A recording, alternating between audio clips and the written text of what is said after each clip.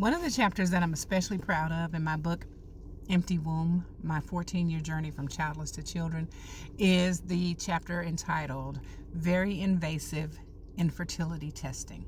In this chapter, I talk about how I endured several different types of tests for a period of at least a year, trying to figure out why I was not able to get pregnant, and I was trying. There is a companion essay that I have written, and it's called The Woman, the Womb, and Time. It is currently free to download on my Stand Store. So you click my Stand Store link. Everything on there is free, but that one essay, The Woman, the Womb, and Time, is a companion to the book, Empty Womb. I extracted it from the book because it didn't really add to the book, but it was strong enough to stand on its own. And with that being said, I said my testing lasted for at least a year. That's because the fertility testing situation, those tests don't just happen. This week I did this test, next week I did that test. Those tests are centered around the woman's menstrual cycle. So depending on where you are in your monthly cycle, that's how those tests are scheduled. So a handful of tests or more, a few more, 5 or 6, 7 tests, could take at least a year to complete all of them, because they're based on the cycle of a woman. If you are a woman and you are having trouble getting pregnant, I want you to feel seen. I want you to feel heard. I want you to feel validated. I know you're not the only one, but I want you to feel and understand that you're not the only one. I have written a book that I had never heard of anybody writing. And I'm not saying nobody's ever written a book about their infertility, but this chapter in particular, I am proud of this chapter. Each test in that chapter, it tells you exactly what they did, what they were looking for, what they found, and how I felt emotionally, what I was thinking mentally, how it felt to me physically. I'm proud of this chapter.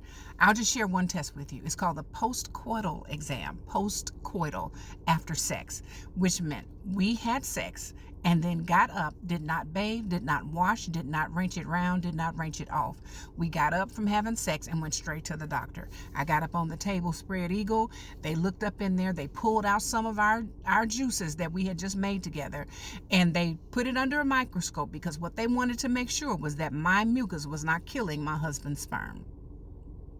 So that test in and of itself,